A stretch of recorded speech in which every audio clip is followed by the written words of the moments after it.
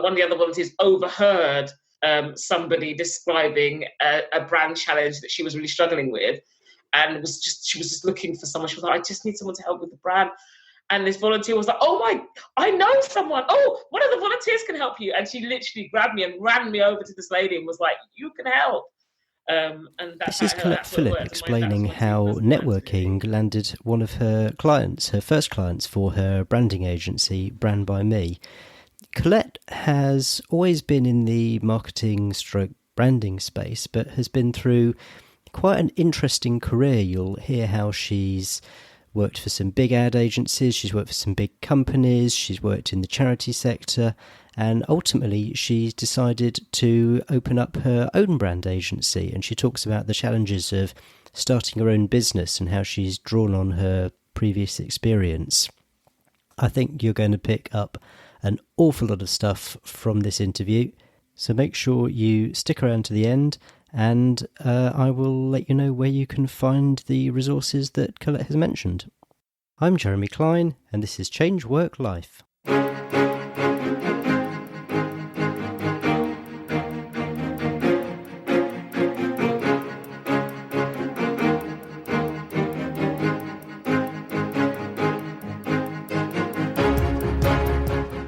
Hey everybody, I'm really excited to welcome my first guest on this podcast. Yes, it's happening. This is my first interviewee. This is the amazing Collette Philip, founder, owner of Brand by Me, which is a branding agency. She specialises in helping small businesses, charities and individuals with their personal branding.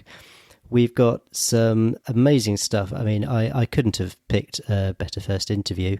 And so I'm really excited to, well, you know what? We're just going to dive right in. So enjoy. Hi, Collette. Welcome to the show. Hello. It's great to have you here. So first of all, can you tell us a bit about what it is that you now do for a living, your business and what you do? So I run a brand and strategy consultancy called Brand by Me, and we work with organisations primarily and individuals to help them define and articulate brands that drive change and drive sort of the delivery, whether that's of an organisation. So we work quite a lot with purpose-led organisations like charities, social enterprises, or a small business. So we work with small business founders as well.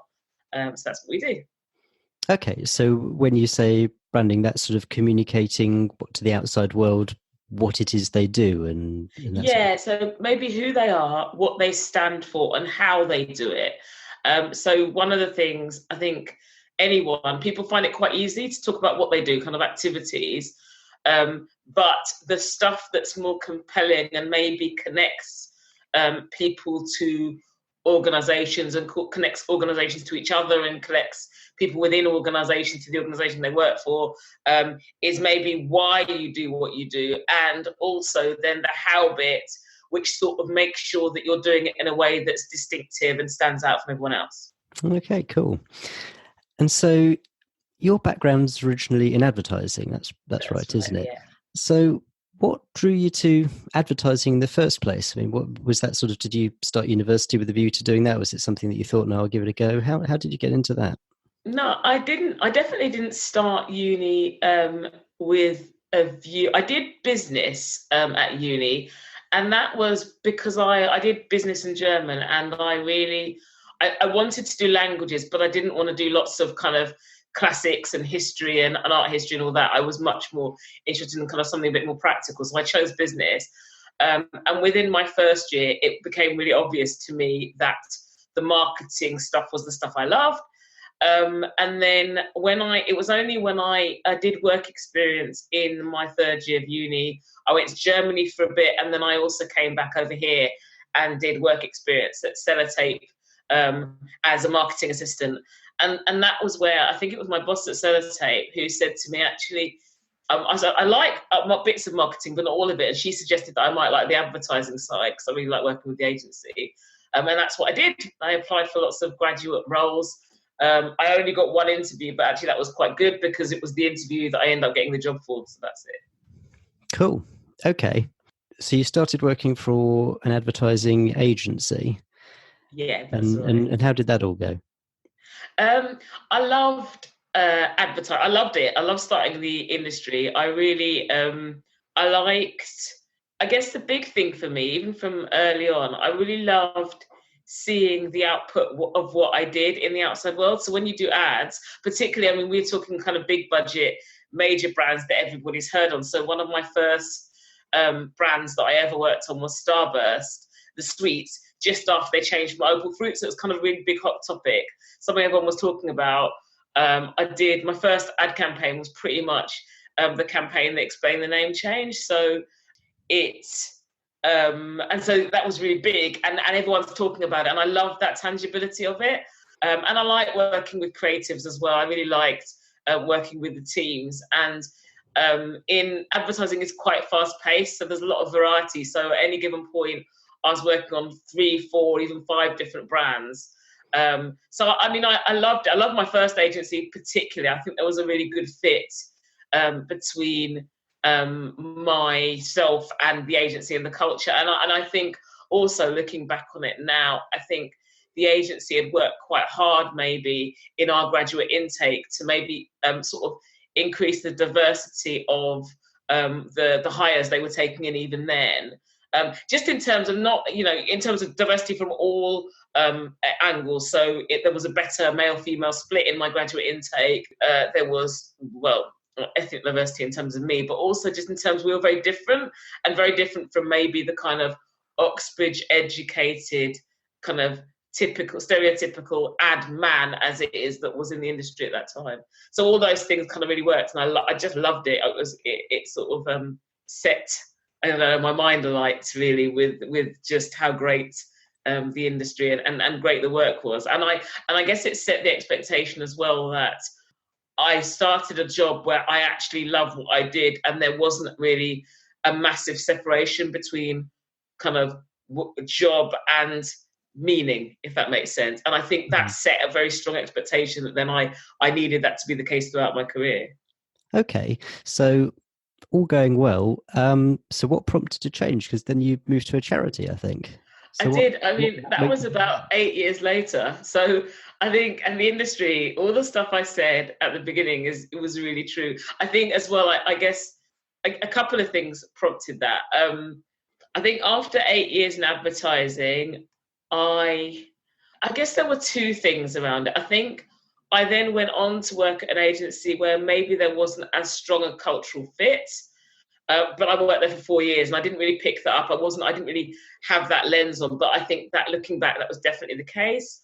I definitely found barriers in terms of in terms of not being that face that fits. I found the more senior I get, the tougher it got. But the big thing, I guess, is that I got to the stage where I really, through my time in advertising, I really understood the power that brands could have for good. And I realized the importance of, maybe working in a sphere that did more good than harm. And I think, and I always wanted to work on a charity advertising account, and those accounts were kind of saved for agency favorites, which I never was. So I knew I wanted to work in the charity space somehow. And I thought it would just be on a charity advertising. So when I saw the role at Bernardo's, which was the charity I went on to work for, the children's charity, it was basically an advertising role at charity. And I was like, this just sounds perfect. At a point in my career that I was looking to change anyway, I was a bit sick of sort of banging my head against the brick wall, trying to get ahead in advertising. I was really increasingly sort of getting very tired of the sort of burnout culture and the whole, it's cliche, but absolutely true, which is that, maybe as a woman of color in that industry, you need to work harder and be better than everyone else. And I got a bit sick of that. I was like, I don't understand. I'm happy to be great at what I do, and I am, but I don't understand why I need to be better than other people just to get to the same point. It's not really fair. And so Bernardo's, the job just came at a brilliant time where I was totally almost burnt out by the industry, really looking for something different, looking for an area to make a difference. And I saw the job advertising in The Guardian and just sort of went for it. Okay. So had you been actively looking at other positions by that stage, or was it just chance that you happened to see that role and thought, oh great, this looks good to me? I'd definitely been looking for a different direction and knew I wanted not work in advertising agencies anymore. So I started looking at jobs brand side. I didn't like specifically look at charity sector at first. I looked at jobs brand side with a strong advertising element. So I could work. I knew that I'd want to work on the marketing side of things, but I knew from my background they'd have to be somewhere where it was a role that involved a lot of doing advertising, because that's what I come from. And I guess what I had even then, and I think this is right, I spent a lot of it, and this is partly because of the way that I sort of left the industry, in that I left after a period. My last job I left after a period of like work-related stress. So I knew I had to do something different. So I did spend a bit of time thinking about what that different looked like, and maybe some criteria around things I really needed and things I just wouldn't want anymore. And so that sort of directed my then search for jobs, looking at The Guardian, looking at Marketing Week, looking at Trade Press, but it sort of gave me a little bit of a filter. So it wasn't just looking for any job, it sort of was I was a little bit strategic in the search, which helped, because actually when it was the Bernardo's job, the title was Senior Marketing Manager, and the job description was not that clear, but I could see when I read through it a number of the things that it ticked the boxes on my list. So I think having that filter is really useful, because then it helps where people are explicit in maybe the job title or something like that, it can still help you see the value in a position. So that's really interesting, because I think a lot of people, they're in a job where they don't enjoy it, or it's come to the end of its time, and they don't necessarily think so purposefully about where they're going to move to. They just go to, oh, I know, I'm sick of this agency, I'll go and get a job with another agency. It's more a running away from, rather than necessarily thinking, okay, so what do I actually need out of the job? So I'm really interested that you took that approach. Is that something that you kind of did off your own bat, or did you have any kind of careers coaching or anything like that? So how did you decide or come up with going for this very purposeful approach to changing job? To be honest, I tried the non-purposeful, just get a job at another agency first, and I lasted a year because exactly the same issues happened. I didn't get careers coaching as such, but actually, and this is right, I did through an ad agency wellbeing charity, which is called NABS. I managed to get some free life coaching. And although I think, and that was really helpful just in maybe helping me with that shift. I think career coaching would have probably been more specific about the methodology and career change. The life coaching was more of a sort of helping you not be blocked and maybe helping you think differently, which I then took and applied to the career stuff and applied to my job. Whereas I think career coaching would probably be a bit more direct and applicable there. But I definitely think, and I also read quite a lot around just career change stuff. And there's some, I read a little bit, and that was really helpful. And then also, because of what I did for a living, working in advertising, I was on the account handling side, and as account handler, you're the natural problem solver and the strategist as well. So I was a strategist as well. So you sort of I took it as a bit of a brief, and I wrote my own brief for what I wanted the job to do. So all of those things kind of came together and really helped. But I definitely thinking I needed that outside support. And I think that was really, whether it's, outside resources or books or the life coach or whatever it was, I think it was useful to have an outside approach to it, to avoid what you said, people just kind of just running away from and running from job to job without really questioning kind of what it is about you need about it. And the other thing I guess around that is that it can be a really, I think, and I was here as well, I was in this place where when you need to leave a job, even if, whether it's time to move on or you're just really bored of it or whatever, you'll be in quite a negative space. And then you tend to look at what I don't want without looking at what the value and the bits of your job you do need. So without looking at those positives as well. And I think that was a thing that was really helpful for me is rather than going, advertising is all horrible and dreadful and I hate it. It was like, no, I love advertising. I probably just need to do it in a different environment. that's maybe not agency for a while. And that was a really good decision to make.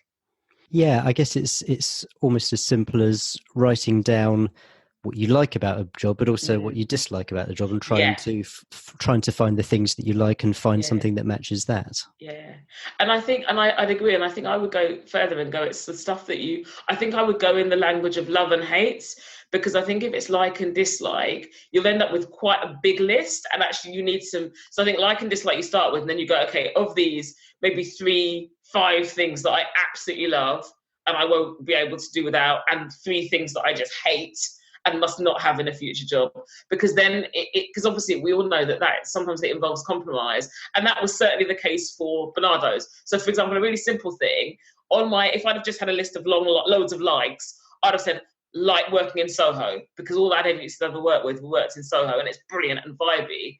But actually that was one that I compromised on and had to go and work in Ilford, and it was and had an hour and a half commute to get to Bernardo's, which I did for about 4 years. And I would never, ever have put that on my list. And if someone had asked me, I'd have gone, no, I'm always going to be Central London, never commute.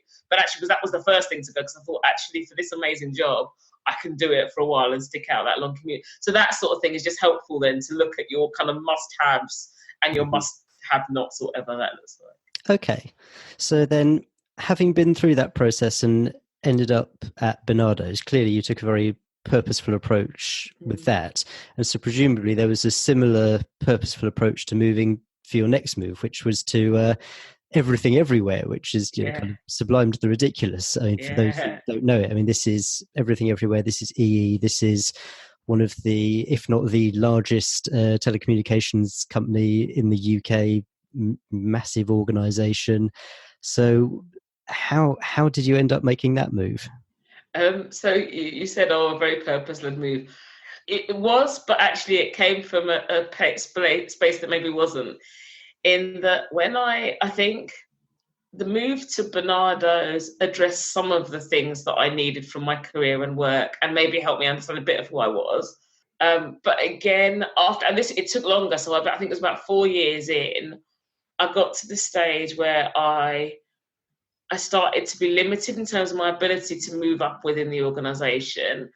And at that point, I was really just a bit burnt out. And I thought about just leaving advertising, brand, everything all together. And actually, when I left Bernardo's, I was saying to people, I'm going to go and retrain as a foreign language teacher for a while. I'm going to teach English as a foreign language, just completely get out of the industry for a few years, and then that's it. And it was only when I left, I think in my last week at Bernardo's, I saw the job for Everything Everywhere. And because it was Everything Everywhere branded, not Orange or T-Mobile branded, at first I discounted it. Then I went back to it and thought, actually, this looks like a fab job. And it was quite specifically because it was a role that was doing brand strategy rather than, and my first commercial role doing brand strategy. And when I looked at it, I thought this would just be amazing. Like, it was like my advertising strategy roles that I'd done, but working for a client. And I was like, actually, I just saw the job in my last week. And then I was a bit like, well, I might as well go for it. I was still looking at foreign language courses as well, and like teaching English for foreign language. And I thought, I might as well just go for the interview and see what happens. And then when I went in and we started talking about the role, and the guy that interviewed me, who's now, he's like Uber chief marketing officer at BT and Everything Everywhere, but at the time he was head of brand strategy, said, you'd just be a brilliant fit on T-Mobile brand. And he was totally right, and I was, and I did that job, and I loved that, actually, going into EE and having my first job as an actual brand strategist. It was really good, but it was it a purposeful move? I think there was a little bit of luck in there, honestly, in terms of I got quite good at knowing what buttons I need to push for my career at certain points. I had those in my head. But I think this time, honestly, I was kind of looking to just roll out of the industry altogether. So it was kind of luck that I found the job and actually saw the job and didn't sort of held my nerve a little bit and thought, okay, let me just give this another try. So what was the clincher that made you think, yeah, let's give this another go? Because you've had your experience with the agencies, then you've had your experience with the charity. You're thinking at that point, maybe this isn't where I see me going. So what was it that kind of made you go, actually, you know what, this is worth another shot? Yeah, I love brands, and I know that sounds really weird, but I love working with brands. And I think I was talking to someone and when about the teaching English as a foreign language, and they just were like to me, "Are you sure? Because you love brands and you like kind of using your brain. I like the way that I like brand strategy basically." And they were like, you seem to love it. And even though your bits of your career might be kicking your bum at the moment, it's a bit like it was. Someone said to me, "Are you sure that you?" I mean, and then they were like, "You're so good at it." And I thought about it and thought, I really do. I do love brands. I just maybe there's another way of doing it a little bit differently. And then that's where this job came in because it was a really lovely at T-Mobile and EE. There were a lot of benefits, so it was really nice from that point of view. I just moved to Hertfordshire, where I live now, and T-Mobile was in Hertfordshire, so that kind of worked. It was that thing of you really do love brand. Are you sure you want to walk away from that and all that kind of career and equity you've built? So you'd really identified that you loved certain aspects of the job, and it was worth you finding another way to see if that you could make that work for you. Yeah. All the other stuff. So your next stage from that is to starting your own business, which many people... There was one step in between, actually. What was the step in between? Because I went back to charity sector again. Okay. For about 4 years. So I was only at Everything Everywhere for about 18 months, actually. Although I love the job, I got kind of the opportunity that you can't turn down, which was the opportunity to rebrand a global animal charity. And kind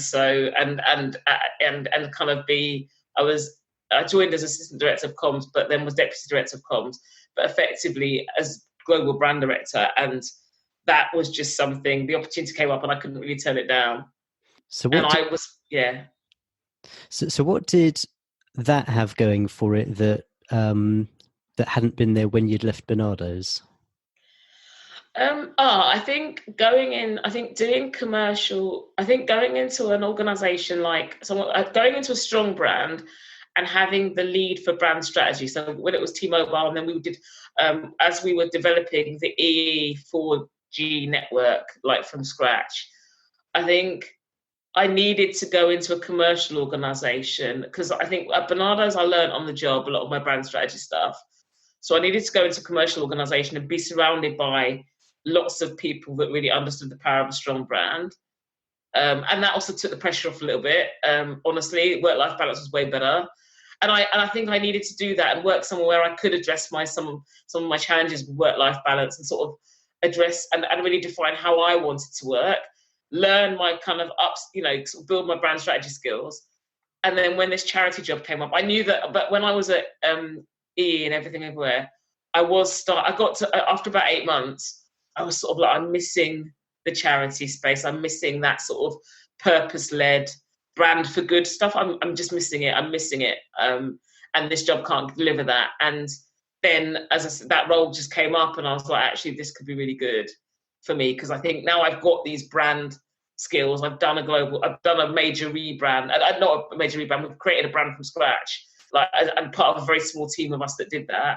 I feel I have the confidence now to go on and go back into a charity sector space again, but maybe at a more senior level and a more challenging role, I guess. Okay.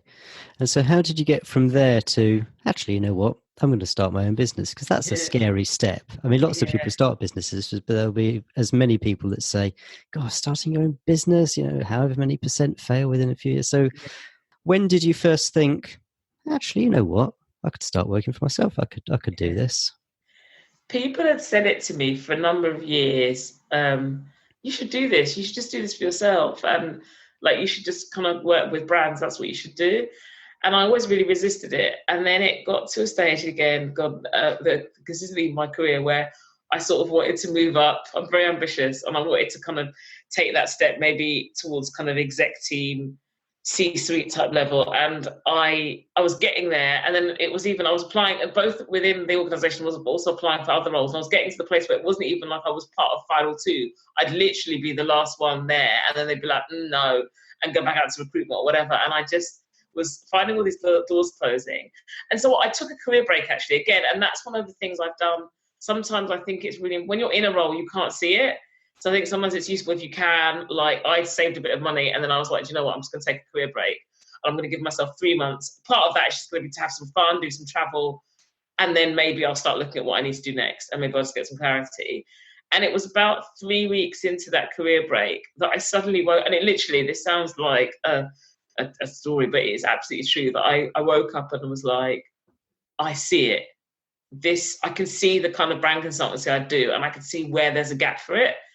And I just woke up and was like, no, this is what I want to do.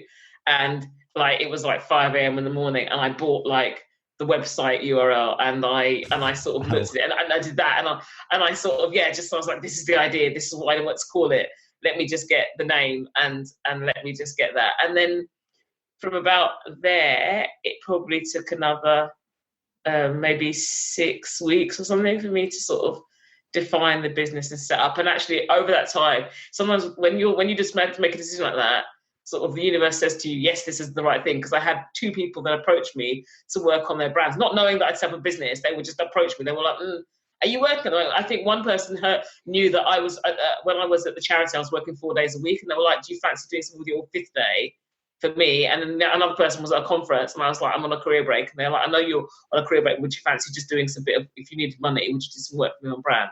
And so from that, and those 2 founder clients became the kind of 2 kinds of clients I really work with now, and we work with as a consultancy. So yeah, that's sort of how it works. So when had you worked for them in the past? Sort of how had you got to know them and they'd got to know you? So there were 2 founder clients, and founder clients I had them within, as I said, over those sort of 3 to 6 weeks I was setting up. The first one, so it was director of fundraising and marketing at an autism charity, and I'd worked with him at the animal charity, so he was senior to me. He was like my boss's boss at the animal charity. He left about 18 months before I did, and to go to this autism charity, so spotted a brand challenge, and because we worked together on that brand challenge, he sort of was like, actually, I think this is something you can do. The other person, honestly, I was at a conference, and I was volunteering at a conference just because it was a women's leadership conference, something I just really wanted to do. So I was volunteering, and I think I've been chatting to a couple of the volunteers about my career break and sort of what we were doing just in life, just generally. And one of the other volunteers overheard somebody describing a brand challenge that she was really struggling with, and she was just looking for someone. She was like, I just need someone to help with the brand. And this volunteer was like, I know someone. Oh, one of the volunteers can help you. And she literally grabbed me and ran me over to this lady and was like, you can help. And that's what it worked. And that was my 2 first clients, really. I love that. And it's such an illustration of the power of networking, which I think is something that is underused and undervalued by everyone. I mean, just the power of weak connections, hang on, I know someone who does that. Here, let me introduce you. And that's really important. And I think seeing networking, I used to hate networking and find it really intimidating, even when I started the business. But I realized that it was partly how I was framing networking. And I think it's really useful to go, actually, it's just about meeting like-minded people that maybe you can help, or someone that you know might help. And that sort of someone who can help thing is just a lovely way of looking at networking, because it just really opens it up. And then it takes away sort of that hard sell, very sort of pushy talk at people, and it starts becoming about a conversation about, okay, so what do we need, how can we help each other, and that's just a really lovely space to be in. And I think people get put off networking because they think they're expected to turn up to this event and sell themselves and their product and their business and whatever it is, but actually that's completely ineffectual. What the value is meeting people, getting to know them, finding a bit about them, finding out what makes them tick, what they do, what their problems are, how you can help them. And I think what you've described is just an amazing illustration of that, of exactly how that can work. And I think as one of the things around that, and I think this is really useful, particularly even when you're a career changer, you're looking at something, is if you then identify the spaces where you're going to feel most comfortable doing that. Not comfortable as in maybe too comfortable, like, within your family, within your comfort zone and people you know, because obviously that's not networking. But maybe, so that particularly when I set up the business, I had to think long and hard about, based on what we just said, the types of places where I think would work for me doing that. So I know that there's some networks and networking events that are just quite transactional. And that's not going to work from a brand strategy point of view because the need is so specific and it is so emotive that it's not the same thing as going to a networking event where there's people that kind of offer products or easy to buy services, plumbing, where they just need it. It's not the same thing. So I realized that I had to do that. The other thing I realized is that I love connecting with talking to women. So I did quite a lot of women's, and I love the space of women is empowerment. So I did quite a lot of stuff that's around that and diversity spaces too. But that's just on a personal level because I like that and I'm genuinely interested.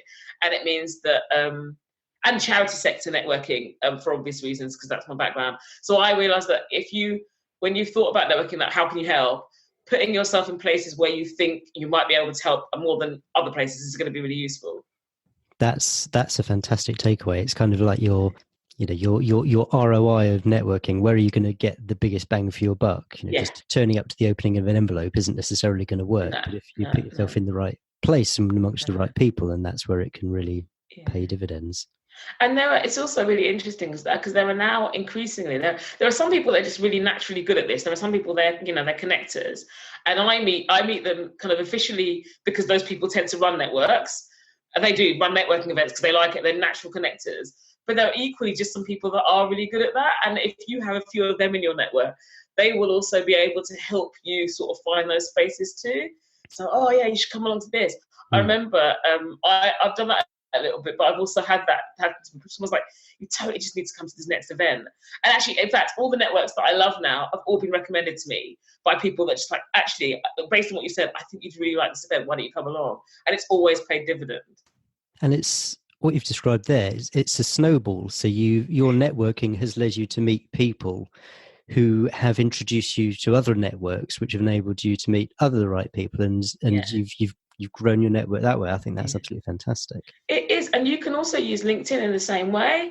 Like I've had loads of things. One of my best sort of networking. I mean, God, this way, some of my best professional relationships have started through LinkedIn, in that people have sort of connected with you or found you and gone, actually, this can we connect? And then gone, and then you've sort of thought maybe. Either you've gone to an event that they've done or explained a bit about what they do, or you've engaged in some way, or and then you go, and then actually from there I've gone, actually that'd be really good. They've then become either a client or referred me to a client. So as you said, that snowball thing works, and it doesn't have to be just in face-to-face. It can work on LinkedIn as well, and it's actually a really good non-painful way of using LinkedIn, because I think LinkedIn, again, people can think it's about that sort of braggy, broadcasty, let me sell myself really hard, and actually it doesn't need to be that. It can just be it's just a really useful way of keeping on top of the stuff that people and connected with and are like-minded doing, and actually engaging with it. So commenting with people, because that's a really good way as well. I found that I've met some really good people that I've met face to face, but I've met them in the comments where we've commented on things, and then you've met people in the comments. That sort of thing's been nice, and seeing LinkedIn in that way as kind of that conversation kickstarter is just another nice way of doing it, and it takes that sort of painful awkwardness out of networking altogether, which can seem like a really scary, horrible thing, which I know because I used to hate networking, and I'd say, I hate networking, and then people look at me like, are you mad? You should love networking. It's exactly what you're really good at. And it's because I thought something different was networking to what I actually really like to do, which is chat people and find out more about them. Okay, so you had your 5 a.m. revelation, and then you had your 6 weeks to actually starting your business. Did you have any other 5 a.m. moments during that 6 weeks? And I mean the sort of 5 a.m. moment where you wake up in a cold sweat and think, oh my, what on earth am I doing? I must be mad. I mean, that took about, and this is not unusual for businesses, I think that sort of moment, because initially when you start up, there's an excitement and momentum, and I think that adrenaline sort of carries you through. Sometimes it does. I think for me it did for a while. And then maybe about 7 or 8 months in, where the natural momentum of me starting my business and a few clients and stuff, I now know, 3 years on, there's a kind of rhyme and rhythm to my business, and I know kind of how it needs to work. And even now with the team and stuff, I know how it needs to work in terms of that kind of business development cycle. But I had no idea. So what happened? And I also recognize now that it's really hard when you're doing the work to then make time to find the work. And I didn't really do that. So about 7 months in, I sort of finished my last client work and was like, oh wow, I need to go out and find some business. And I was like, What have I done? This is really hard. And, I don't know if I can do this. I've got a mortgage to pay still. This is really stressful.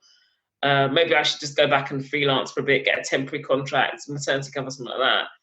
And had quite a few. Not that then that wasn't just one 5 a.m. moment. That was literally and recently. So the inspiration moments tend to be one 5 a.m. moment. The sort of worrying, oh, am I doing the right thing, tend to be weeks of sleeplessness. And that's just how it went. But inevitably, I had that and was like, why am I doing it? And then it was funny. One of my best mates, I was WhatsApping her and she just went to me, you know what, I know it's hard, you just need to hold your nerve. Because she'd done it, she'd moved completely different career change. She'd moved from doing, she'd been a buyer to acupuncture, and then she was setting up gardening business. And so she was in a similar thing, a bit ahead of me. And then she was just like, no, sometimes you just need to hold your nerve, just hold your nerve for a little bit and dig deep. So, okay, so you've got someone who's saying, actually, this is normal. This is what happens in business. You'll get through this. Did you make any particular changes to what you were doing at that point? Or was it just a case of, okay, right, I'm going to stop focusing on doing the work and actually focus more on finding the work? So that it's a really good question, because yes, I absolutely did some things differently. And I think that's one of the biggest things when you're running a business, or even before, when stuff's not working, it's really easy when things get a bit difficult to sort of start becoming a bit of the victim, like, oh, it's not working, and being quite passive in it. And I think you must recognise, what can I do differently? There's got to be something here. Why this happened? It's not just being done to me. I've got some agency in this. So I did 3 things. I got a business coach, which was brilliant. And bear in mind, I had no money. So I was really like, even that business coaching, and we had fortnightly sessions. And that's something I kickstarted, because I just thought I need to do something differently. But actually, before I got the business coach, I actually reached out to somebody who had started a business maybe 2 or 3 years before I had, and was sort of seemed to be at the phase of business that I was at and where I wanted to be. So I emailed her, it was an old colleague, and I said, I'd love to have a coffee, but if you haven't got time, because it's a really busy time, just tell me, what did you do? How did you take that leap from being kind of one-man band person, really struggling to be, as you said, doing the work and finding the work? What did you do that was different? So suddenly saw your business take off. And she was like, okay, get a business coach, find some sort of mentors, allies, advisors as well, sponsors, mentors, that sort of thing.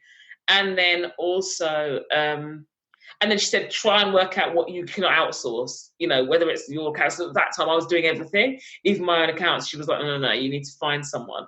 And that was just really good advice. So I did them in order. First thing, business coach. Then I did sort of look at what I can outsource when I built up a little bit of money. And then the mentors, sponsors, like-minded people a bit ahead of you, it's taken me a bit longer. And maybe it's been some other time, but all those things were really good. The other thing, very practically, is a friend of mine, because I knew that the struggle was business development for me and looking at strategically that. One of my friends recommended this absolutely amazing book, which I totally recommend to anyone doing a consultancy practice, which is called Book Yourself Solid. It's by a guy called Michael Port. And I read that book, and literally I used it and it is a workbook, and I worked through everything, and I did all the exercises, and I applied it to the business. And that did, having been doing my, having the business for maybe 8 or 9 months, I knew enough to know what I was doing and what worked. And that just gave a few really good filters. And that, combined with sort of my brand understanding, was just gold, because he talked about sort of defining your products and how your different strategies used for getting yourself out there, because everyone has to get themselves out there. So he talks about, he basically said there are like 12 things you can do. You need to do at least 3 of these concurrently, and you need to pick which ones according to what you're great at. And he just works you through this whole process, and it's a brilliant book. So is this something that anyone who is thinking of going into any kind of sort of consultancy contracting, that it can help them with that sort of transition? Yeah, I think it's really important, and this is where I feel strongly about. Other people might have a different view, but I feel strongly about it, and I also come at it I can see it in a brand lens. I think when you're self-employed is quite a big word.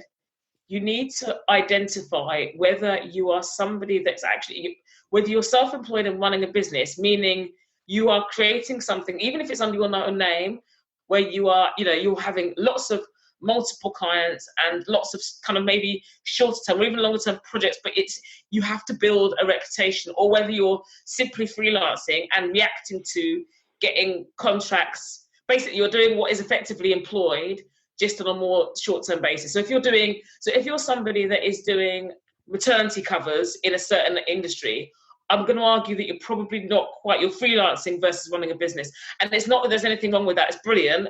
It just requires you to probably see yourself and do a different job in terms of marketing yourself and how you need to see it. And you probably don't need to go to the effort of what you need to do to run a business. So the book yourself solid stuff is really good if you are looking to, even if it's as a one-man band, set up a consultancy stroke service business. So anybody that needs to basically book themselves solid with clients and multiple clients is that. It probably is not for you if you're just somebody that takes on contracts that are advertised on normal job workshops, because that's effectively, you're just doing shorter term jobs and unemployed work. And that is a thing in itself and really good and lots of value in that, but it's different to running a business. Okay. And did you kind of understand that distinction when you first started Brand by Me? Yeah. Okay. I was really clear that I don't want to freelance, because I was really clear that one of the value of being, and I think, again, this is something I feel really strongly about, particularly in the charity sector, is that consultancy is very lucrative. And there's a reason for that, is because there's risk involved in consulting. So you have shorter term contracts. You don't have the overheads of like employee safety stuff, right? So there's a reason for that.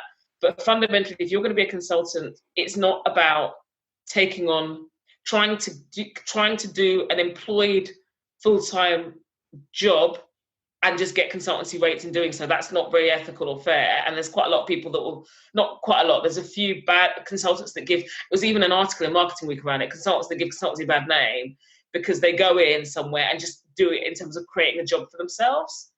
And they end up just sort of taking, 2 to 3 year, very open-ended jobs where you're like, actually, that's a job. That organization just needs to recruit someone permanent now, not you. And they sort of create that and they sort of maintain that sort of status. So having experienced that in organizations I'd worked at, like seeing people come in and do that, I felt quite strongly, one, I don't want to do that. Two, it's really important also for some of the barriers I was finding in terms of maybe delivery of my brand strategy. It's important that I can have my independent status as a consultancy, that the projects that I do are finite, that I'm equipping and empowering clients to do this, not going in and doing it for them. Otherwise, I should just get a job there. And so that distinction was very clear to me. So I was always in my head going, it's about running a business, not being a freelancer. And I was super clear about that. And that's what I wanted to do, and really setting myself up in that way. So that when it became setting myself up, became setting us up in terms of Brand by Me, I've been able to transition from Brand by Me just being me to having my first full-time employee and like 3 other part-time people all working under the same brand, delivering the same thing. And was that something that you knew when you started the business, that you wanted to do that? You wanted to start employing people and having more than just Collette on your own? I put it in my 5-year vision and I did it in about 18 months. So wow. I wanted to, I mean, slightly differently in my 5-year vision, because but I put in sort of team of 5. I had that in 18 months. That was all at the time, that was a freelance team, but still I had it. And so, yeah, it was definitely in there. So you've already mentioned that you had this sort of 7-8 month period where you started, the doubts started creeping in and you were getting all this kind of stuff internally. What about externally? I mean, how have friends, family reacted to what you've been doing? Has it all been, oh, great, Collette, go for it, this is all absolutely fantastic? Or have there been people who've said, now, come on, Collette, you've had your bit of fun here, but this is the real world here, so don't you think you should, think about going back into employed or whatever, or have you not had that? No, I think, but there's a specific reason I think that I've not had that from anyone in my immediate friends, family network at all. But being honest, I sort of, because I've done, this is like 3rd career change, I think I'd recognise, and I think you're right to highlight that as an issue, in the people in your network can really impact some of the decisions you make. And so in maybe the 1st or 2nd career change, I got very good at sort of understanding the people that I need, that I know are gonna, it's not yes people, but the people that are definitely have the positive energy that will support changes I need to make in the right way, and maybe the people that don't. And I guess I think, well, I'm lucky in that in my family, which is kind of the relationship you can't pick, everyone has the right energy. So I don't have that, because I know some people who's, you know, in their immediate family have some very big naysayers, and that's just awful, but I don't have that. So I think that's a lucky thing.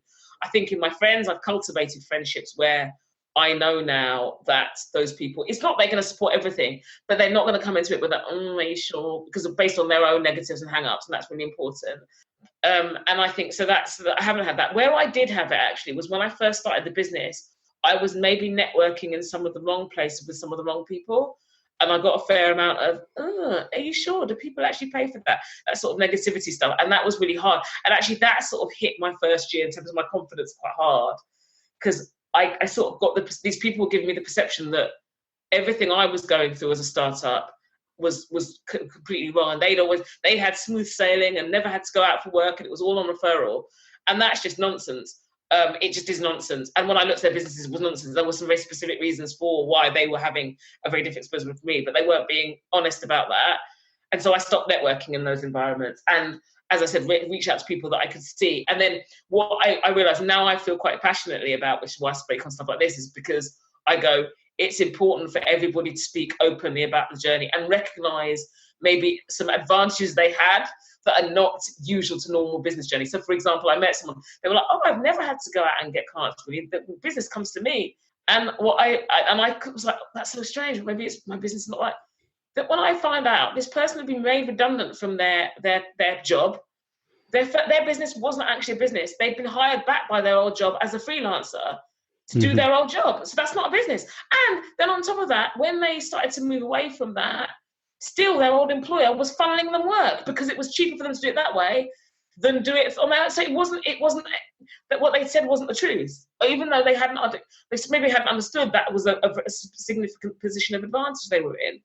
But I think it's really important to be in place. So one, to be real about your experiences, good and bad.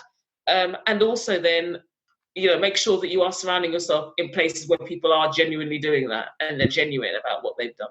Otherwise, you'll just get really discouraged. And I think that you've highlighted two fantastic takeaways there. I mean, one is, and I can't remember whose quote this is, but it was something like, you are the average of the 5 people you spend most time with. Yeah. Which I think is so true. You know, you surround yourself by positive people, you become that positive person. You surround yourself with negative people, then you become negative.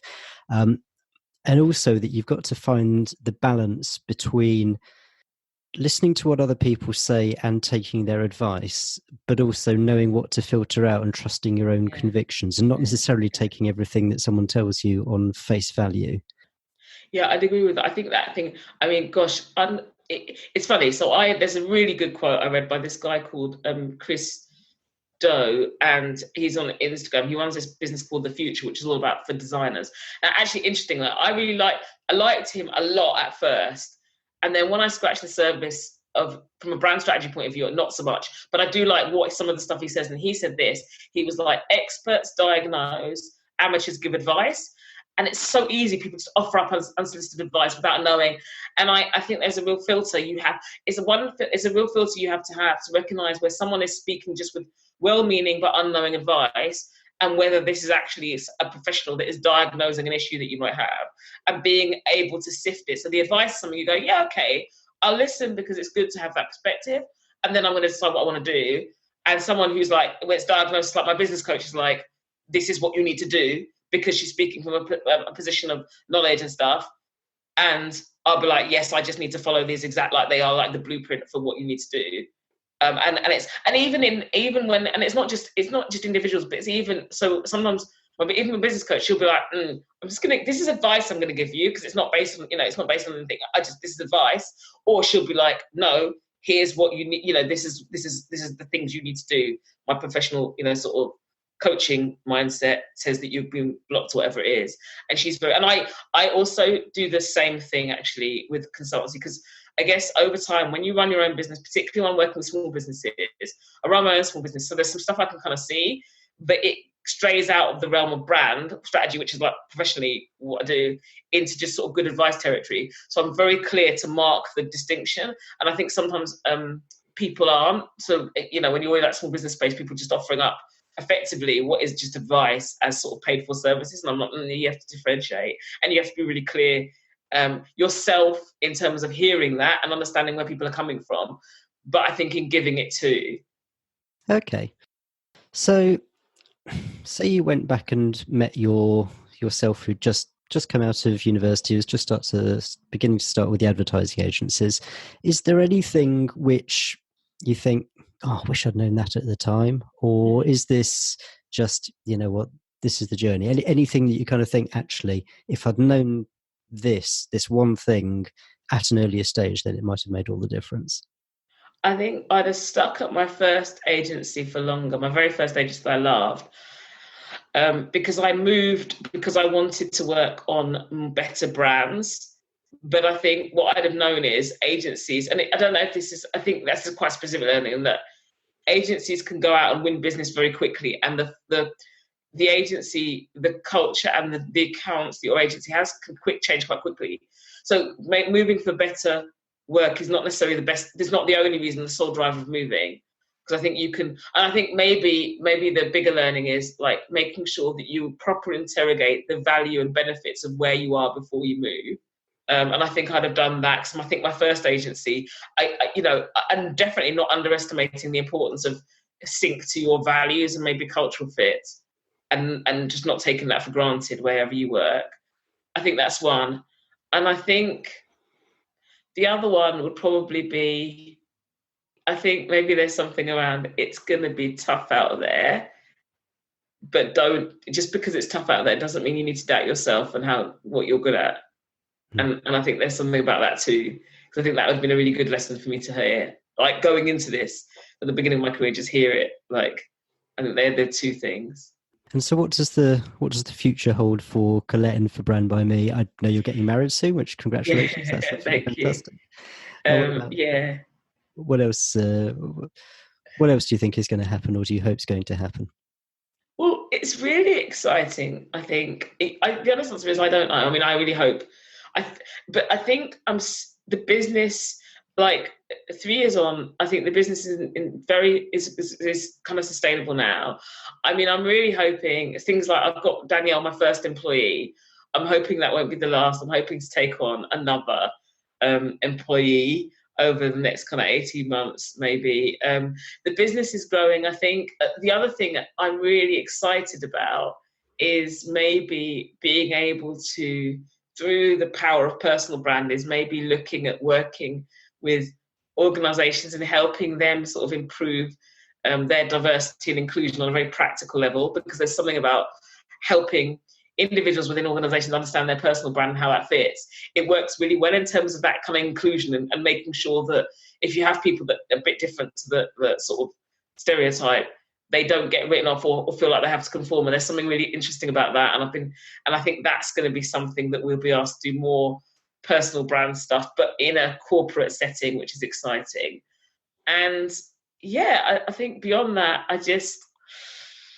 it's an interesting time, because I think, we always hear the stats around businesses failing in the first year. I think people don't say this, but I read a lot that in the next, I think 3 to 5 years, it's quite an interesting time as well, where you see a lot of people, because you run out of the natural momentum of your network. So then it comes down to how good your offer is and how good you've been at kind of growing that network in the time you've started the business. And that is the kind of stage we're entering now. And that, I think that's going to be crunch time in terms of, is this sustainable? Can we do it with a team rather than just being me? And that, I think, is really, as I'm hearing it, I'm like, God, that's really scary. It's probably going to be some 5 a.m. moments, but equally, I think it's really exciting. Fantastic. And so you mentioned the book Yourself Solid. Are there any other books or resources or anything that you found particularly useful that you'd recommend people take a look at that's really helped you and might help other people? What I do, and this is a shameless plug, I'm not going to lie, is the blog. Our blog is called brandby.me. What we do a lot is stuff that we've read and thought is helpful. Both me and my team, we distill it and sort of put our learnings on there. And that is normally, I think, I've heard it from people, like not just my clients, not just from a brand point of view, but I guess across 3 areas. One is around values, I think some stuff around personal brand, and then brand at the organizational level. That is useful, I think. And we send out a monthly brand action plan. And lots of my old colleagues from kind of employed space have emailed me just going, this is really good. We use this a lot because it's just quite practical stuff. And it's practical stuff. And because personally, you know, I write a lot of the content we do, it's kind of driven by our journeys. And that's sort of what we just talked about, the sort of what I heard someone say, squiggly career journey, because that's our filter. Sometimes we use elements of brand in helping people within organizations too. So that's one. I'd go to the blog and maybe sign up, because you'll probably get some useful stuff. Because in the knowledge that you'll hear at least one article a month will be written by me, and I've kind of been where people may be listening on this podcast are today. Mm-hmm. So that's brandby.me. Yeah. Fantastic. Okay, I'll link to that in the show notes. And if anyone wants to get in touch with you or find out a bit more about what you do, where's the best place to find you? I think, there, or at hello@brandbyme.co.uk. Mm-hmm. Just come and tap me up. Yeah. I think, you know, or LinkedIn, but I think I think it's like LinkedIn, and I'm at /brandbycollette, and I'm brandbycollette on Twitter as well. So okay, we'll put all that in the show notes. Collette, this has been absolutely amazing. So many takeaways for people wherever they are in their career. So thank you very much. Thank you. Okay, well, I hope you enjoyed that interview with Collette.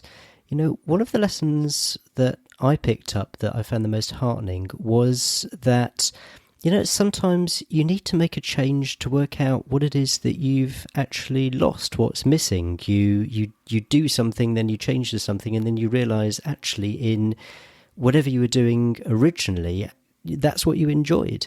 And I think sometimes we just beat ourselves up over making changes and then losing something and making the wrong decision. But you know what? That's how we learn. That's how we realise things. It's how we learn about ourselves.